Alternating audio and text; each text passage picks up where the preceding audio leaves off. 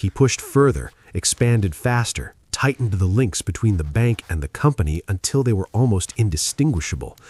The entire French financial system was now orbiting a single idea, that this structure could sustain itself indefinitely, that it didn't need gold, that it didn't need limits. But systems like this don't break all at once. They begin with small cracks, quiet doubts, subtle shifts in trust. At first, hardly anyone notices, until suddenly, everyone does. At some point, the question changes. It's no longer, how much can I make? It becomes, should I get out? The shift is almost invisible at first. For months, the system had been running on momentum. Prices climbed, confidence held, and John Law kept everything moving, issuing more paper money, supporting share prices, expanding the structure. But beneath that surface, something quieter was happening. A few people, usually the ones who'd been in the longest, started to feel uneasy. Not panic, not yet, just a sense that things had gone too far. Because if you looked closely, the numbers didn't quite add up anymore. The Mississippi Company's valuation had soared to extraordinary levels, its promises of wealth from Louisiana, of endless trade, of future profits now priced into every share. But the real returns, the real economic output behind it all, hadn't grown at the same pace. Expectation had outpaced reality, and some investors began to notice. So they did something simple. They started selling.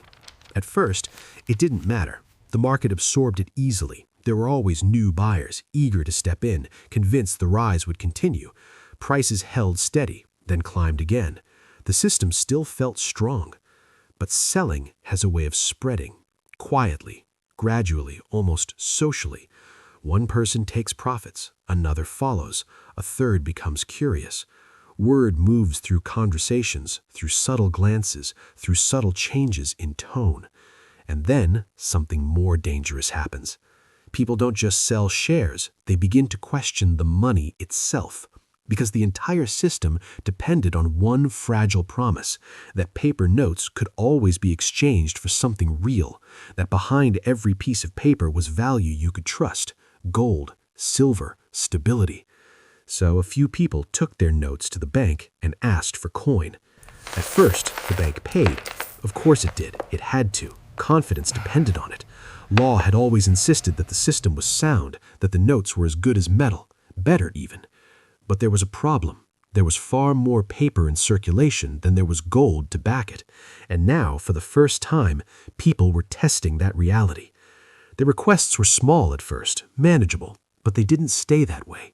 Because once a few people successfully converted paper into coin, others began to think the same thing. Maybe I should do that too. Not because they fully understood the system, but because they didn't want to be the last ones holding paper if something went wrong. That's how trust begins to fracture, not with a loud break, but with a quiet hesitation. Law saw it happening, and he reacted in only way he thought he could. He tried to control the flow. Restrictions were introduced, limits on how much coin could be withdrawn, rules designed to slow the conversion of paper into gold. At one point, even law attempts to reduce the use of precious metals altogether, pushing the economy further toward paper whether people were comfortable with it or not. On paper, it was logical. In reality, it had the opposite effect, because nothing spreads doubt faster than being told you can't have your money. The crowds began to grow again, but this time not with excitement, with urgency. Outside the bank, people gathered, not to invest, not to celebrate rising prices, but to withdraw, to convert, to protect what they believed was still theirs. And inside the system, the pressure was building. Shares, once unstoppable, began to wobble, then dip, then fall. At first, people called it a correction, a pause, a temporary pullback. But the buyers weren't as confident anymore, and the sellers were becoming more aggressive. Because once prices start to fall in a system built on belief, something deeper begins to collapse with them. Confidence doesn't just weaken, it reverses. The same force that drove the rise now accelerates the fall. People who once rushed to buy now rush to sell. Those who had borrowed to invest found themselves exposed. Fortunes that had existed only on paper began to vanish just as quickly, and the streets of Paris changed again. Rue Quincampoix, once filled with energy and ambition, turned tense. Arguments broke out, deals fell apart, and the easy optimism that had defined the boom was gone, replaced by something sharper: fear. Because now the question wasn't how rich you could become, it was how much you could save before it disappeared. Law was still at the center of it all, still trying to stabilize the system, still issuing policies, making adjustments, attempting to restore balance.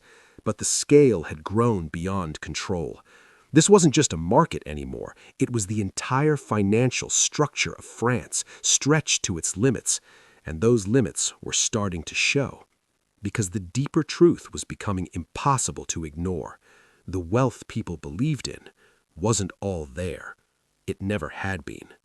Collapse doesn't always arrive with a single dramatic moment. Sometimes it unravels in layers, first slowly, then all at once.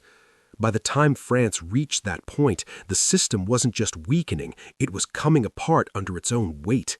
The bank could no longer keep up with demand.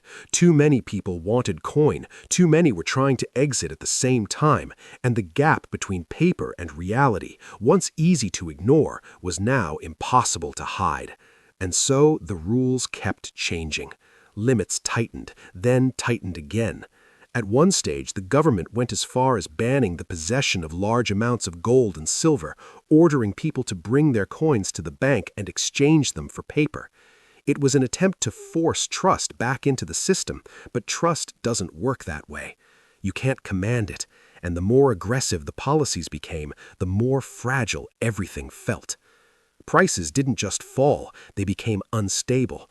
One day they would drop sharply, the next they might recover slightly, only to fall again. No one knew where the bottom was. No one knew what anything was really worth anymore, and that uncertainty spread beyond investors. Because this wasn't just a stock market correction, it was the entire economy. Merchants began to hesitate, trade slowed, and payments became complicated. If you were paid in paper, could you rely on it tomorrow? If you accepted it today, would it still hold value next week? Money itself, something people rarely question, was now the source of anxiety. In Paris, the atmosphere turned volatile. Crowds gathered outside the Banque Royale, not with curiosity, but with anger. People pushed, shouted, demanded access to their funds. Rumors spread quickly about shortages, about insiders escaping early, about the system being on the verge of total failure. Some of those rumors were exaggerated, some were not. There were moments when the pressure turned physical. Confrontations broke out, and authorities tried to manage the crowds, but the mood had shifted too far. What had once been a place of opportunity was now a flashpoint. And through it all, the value of Mississippi Company shares kept sliding, then dropping, then collapsing. What had once felt like unstoppable growth now looked like a slow-motion crash. The same people who had rushed in during the rise were now trapped, selling at a loss or unable to sell at all, because when everyone wants out at the same time, there aren't enough buyers. Fortunes disappeared not gradually, but suddenly. Wealth that had been celebrated, displayed, even spent, turned out to be fragile, dependent on prices that no longer existed. And the damage spread outward. The government, which had tied its financial recovery to law's system, found itself exposed again. The debt hadn't disappeared, it had been transformed, disguised, pushed into a structure that was now breaking apart. Confidence in the state itself began to erode, because if the system it had endorsed could fail like this, what could still be trusted? John Law, once seen as a visionary, was now under intense pressure. He had risen quickly, becoming one of the most powerful figures in France, his ideas reshaping the economy, placing him at the center of policy, finance, and strategy. Now he was becoming the focus of blame, and not quietly.